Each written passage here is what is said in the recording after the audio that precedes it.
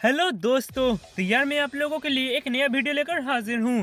तो यार जिन लोगों ने अभी तक मेरे बैकअप चैनल को सब्सक्राइब नहीं किया है वे लोग यार फटाफट सब्सक्राइब कर दो, जिसका लिंक मैंने डिस्क्रिप्शन में दे दिया है।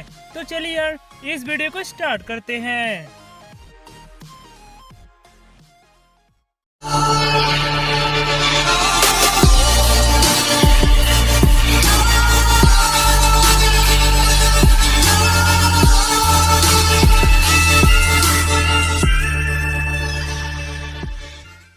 एपिसोड के स्टार्ट में हागुडोमो कहता है, मेरा नाम हागुडोमो है और मैं सेज ऑफ सिक्स पाथ के नाम से भी जाना जाता हूँ।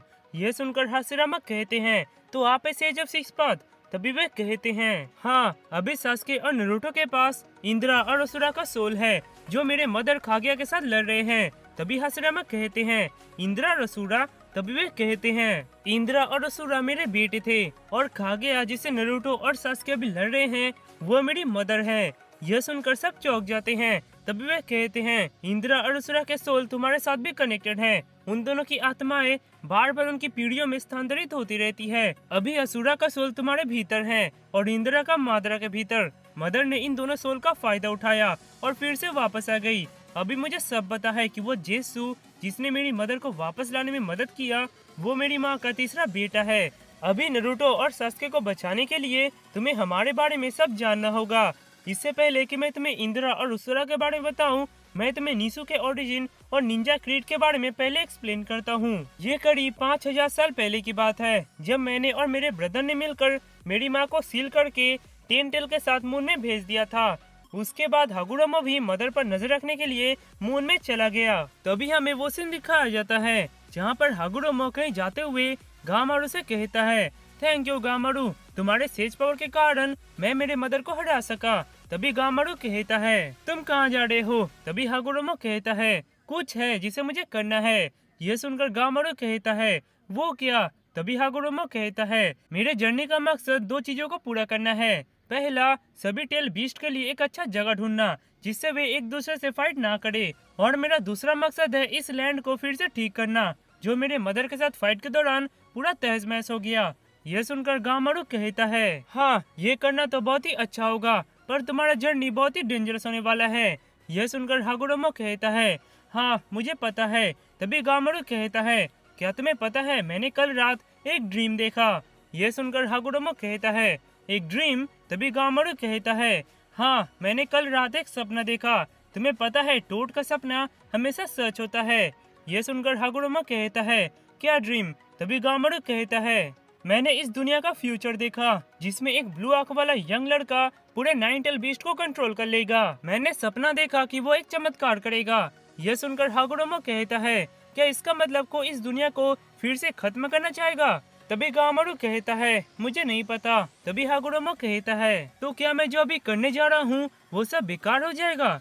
यह सुनकर गामारू कहता है, चिंता मत करो, भाग्य वो चीज है जिससे हम भाग नहीं सकते। तुम अपने रास्ते में जाओ, अगर भाग्य रहा तो हम फिर मिलेंगे।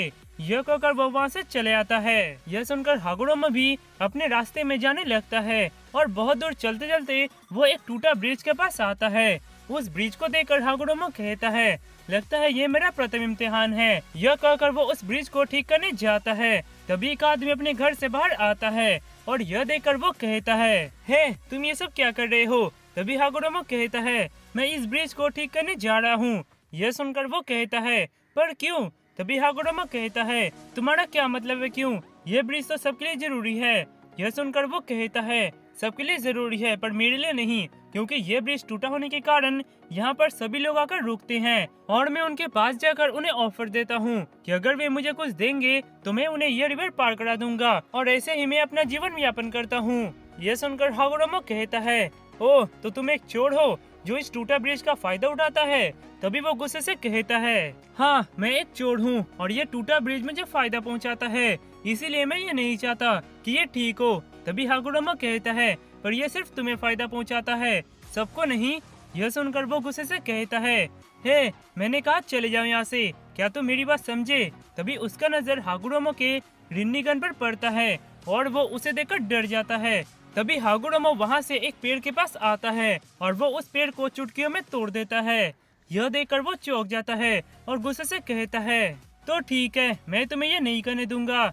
यह कहकर वो उस पेड़ को उठाने की कोशिश करता है, पर वो उसे नहीं उठा पाता। उसके बाद हमें दिखाया जाता है कि हागुडोमो अकेले उस ब्रिज को बनाने के लिए दिन रात मेहनत करता है। यह देखकर वो बहुत गुस्सा हो रहा होता है। तभी एक दिन हागुडोमो एक लकड़ी को ले जाते समय थक कर नीचे गिर जाता है। यह देखकर वो वहां आकर एक लकड़ी को उठाता है और कहता है, हे चलो मिलकर काम करते हैं, इससे हम इस ब्रिज को जल्दी ठीक कर पाएंगे। यह सुनकर हागुडोमो कहता है, ओह तो तुम मेरी मदद करना चाहते हो। यह सुनकर वो कहता है, नहीं, मैं सिर्फ चाहता हूँ कि तुम यहाँ से चले जाओ, और वैसे भी अगर यह ब्रिज बन भी गया तो मैं इसे डिस्ट्रॉय कर दूंगा। यह सुनकर हागुडोमो कहता है, मेरा नाम हागुडोमो है। तभी वो कहता है, और मैं फुतामी हूँ। तभी हागुडोमो कहता है, तुमसे मिलकर अच्छा लगा फुतामी। उसके बाद हमें दिखाया जाता है कि वे दोनों मिलकर उस ब्रिज को बनाने लगते हैं। तभी एक दिन फुतामी कहता है, हमने इतना काम किया पर यह तो ब्रिज का सिर्फ 1/3 हिस्सा बना है। तभी वहाँ और कुछ लोग आ जाते हैं। यह देखकर वो उनके पास जाता है और कहता है, हे उन्हें मत छुओ, हम इससे ब्रिज को ठीक करने वाले हैं। तभी वो आदमी कहता है, हम इसमें तुम्हारी मदद करेंगे। तभी दूसरा आदमी कहता है, क्योंकि हमें इस ब्रिज की दरकार है। यह कहकर वे सब मिलकर काम करने लगते हैं और देखते ही देखते वो ब्रिज कंप्लीट हो जाता है और वे लोग इस बात पर खुशियां मनाने लगते हैं। तभी हागुडोमो वहां आकर फुतामी से कहता है, तो आखिरकार ये कंप्लीट हो गया, तो अब तुम इसे डिस्ट्रॉय कर दोगे ना। तभी फुतामी कहता है, क्या तुम मुझसे मजाक कर रहे हो? इतना काम करने के बाद क्या तुम्हें लगता है मैं इसे डिस्ट्रॉय करूंगा? यह सुनकर हागुडोमो हंसता है और कहता है, तुमने अच्छा काम किया, अब मुझे यहाँ से जाना होगा, अपना ध्यान रखना फुतामी। यह कहकर हागुडोमो वहाँ से जाने लगता है। यह देखकर फुतामी हागुडोमो के पास जाता है और कहता है, हे रुको, मैं तुम्हारे साथ चलूंगा। यह सुनकर हागुडोमो कहता है, पर तुम तो इस ब्रिज के पास रहते हो ना। तभी वो कहता है, अब ये ब्रिज बन चुका है, अब मैं और यहाँ पर किसी को नहीं फंसा सकता। उसके बाद हागुडोमो और फुतामी एक बॉनफायर के सामने बैठे होते हैं। तभी हागुडोमो कहता है, जब हम एक अच्छा काम करते हैं तो लोग हमसे अच्छा व्यवहार करते हैं। यह सुनकर वो कहता है, तुमने सही कहा। बाय द वे, मैंने तुमसे ये पहले नहीं पूछा, पर आखिरकार तुम हो कौन? तभी हागुडोमो कहता है, मैंने एक बार इस वर्ल्ड को काफी क्षति पहुंचाया था।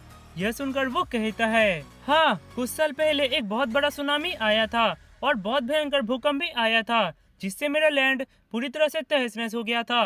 पर ये मत कहना कि ये तुम्हारी वजह से हुआ है, क्योंकि तुम्हारे पास इतना पावर नहीं। क्योंकि अगर तुम्हारे पास पावर होता तो तुम इस ब्रिज को चुटकियों में ठीक कर देते। तभी हागुडोमो कहता है, मैंने डिसाइड किया है कि मैं मेरे पावर को कभी यूज नहीं करूंगा, क्योंकि मैं आम आदमियों के फीलिंग्स को समझना चाहता हूँ। तुम्हारा हाथ दो। यह सुनकर वो अपना हाथ हागुडोमो को देता है और हागुडोमो उसे पकड़कर कुछ करता है। तभी उसे कुछ महसूस होता है और वो कहता है, ये क्या? मैं मेरे बॉडी में एक पावर को महसूस कर पा रहा हूँ। तभी हागुडोमो कहता है, मैंने तुम्हें मेरा कुछ पावर दिया, जिसे मैं चाकरा कहता हूँ। बोला जाता है ये पावर सबको एक दूसरे से कनेक्ट करता है। यह सुनकर फुतामी कहता है, और ये पावर तुमने मुझे दिया? तभी हागुडोमो कहता है, हाँ, पर ये पावर मैं किसी को भी नहीं दे सकता। मैंने तुम्हें ये इसलिए दिया क्योंकि मैंने तुम्हें बहुत करीब से जाना है। यह सुनकर फुतामी हागुडोमो के सामने झुक जाता है और कहता है, प्लीज मुझे आपका शिष्य बना लीजिए। यह सुनकर हागुडोमो कहता है, मेरा शिष्य? तभी फुतामी कहता है, हाँ, मैंने आप में अभी कुछ स्पेशल चीज को महसूस किया। मैं अब तक एक मीनिंगलेस लाइफ जी रहा था, पर आप अलग हो, जिसने मुझे सही रास्ता दिखाया, इसीलिए मैं आपके साथ रहना चाहता हूँ। यह सुनकर हागुडोमो कहता है, तो अब से तुम दूसरों की मदद करना चाहते हो? तभी फुतामी कहता है, जब हमने उस ब्रिज को बनाया और जब वे लोग उस ब्रिज को देखकर बहुत खुश हो रहे थे, तब मैं बता नहीं सकता कि मुझे कितना अच्छा लगा था। मैं उनके मुस्कुराते चेहरे को नहीं भूल सकता। मुझे पक्का पता है कि यही वो बॉन्ड है जिसके बारे में आप अभी बातें कर रहे थे। यह सुनकर हागुडोमो कहता है, तुमने अभी मुझे एक बहुत इंपॉर्टेंट चीज सिखाया फुतामी। मुझे लगता है मेरा जर्नी का मुझे एक और मकसद मिल गया। मेरा तीसरा मकसद इंसानों को चाकरा से जोड़ना।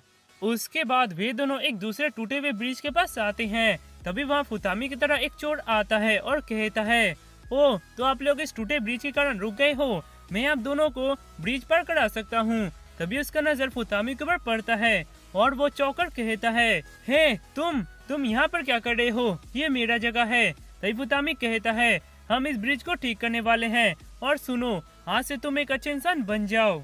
उसके बाद हमें दिखाया जाता है कि वे सब मिलकर उस ब्रिज को ठीक करने लगते हैं और इधर हागुरामा कहते हैं। और उस वक्त से मुझे ऐसे लोग भी मिले जो मेरे जर्नी के मकसद को समझे, और कुछ लोग तो मेरे जर्नी में मेरी मदद करने के लिए मेरे साथ चलने लगे। उस समय मैंने सबको मेरा शिष्य बना लिया और मेरे चाकरा को सबके साथ शेयर किया, और चाकरा के साथ इस बॉन्ड को मैंने नीशु नाम दिया। मैंने अपने शिष्यों के साथ ट्रेनिंग किया और जाना कि लाइफ क्या है, पावर क्या है, प्यार क्या है। हम लोग विश्वास करते थे कि एक दिन चाकरा के जरिए इंसानों के बॉन्ड्स इस वर्ल्ड में पेश लाएंगे। हम अपने ट्रैवल बहुत समय तक कंटिन्यू करते रहे। हमने उन सभी जगहों को ठीक कर दिया जो मेरी वजह से डिस्ट्रॉय हो गए थे, और मैंने नाइन टेल बीस्ट के लिए एक अच्छा सा जगह भी ढूंढ लिया जहाँ पर वे सब अच्छे से रह सकते थे। मेरे बहुत से शिष्य मेरे ज्ञान का प्रचार करने के लिए वर्ल्ड के चारों तरफ चले गए, और ऐसे नीशु का भी प्रचार हुआ और सभी लोग नीशु के बारे में जान गए। उसके बाद मेरे मृत्यु के समय मैंने सभी टेल बीस्ट को मेरे अंदर से आजाद कर दिया और सभी को मेरे चुने हुए जगह पर भेज दिया, इस विश्वास के साथ कि कोई भी उनकी पावर का गलत इस्तेमाल नहीं करेगा। पर जैसा कि तुम लोग जानते हो कि मेरी इच्छा का पालन नहीं हुआ और सभी कंट्री ने सभी बीस्ट को अपने मतलब के लिए पकड़ लिया। छोड़ो, मैं अपना स्टोरी कंटिन्यू करता हूँ। बहुत लॉन्ग जर्नी के बाद मैंने अपने तीनों मकसदों को पूरा कर लिया और मैं अपने विलेज लौट आया, और मैंने मेरे विलेज को नीशु का मेन हेडक्वार्टर बना दिया। उसके बाद मैंने शादी किया और मेरे दो बेटे हुए, और वे थे इंद्रा और असुरा। उनकी माँ असुरा को जन्म देते ही मर गई थी, पर मेरे दोनों बेटे बहुत ही हेल्दी और स्ट्रॉन्ग बड़े हुए, और वे दोनों एक दूसरे से बहुत प्यार करते थे और वे दोनों बहुत ही खुश थे। पर उस वक्त मुझे ये नहीं मालूम था कि एक डार्क फेस मेरे बेटों को अपने जाल में फंसा रहा है।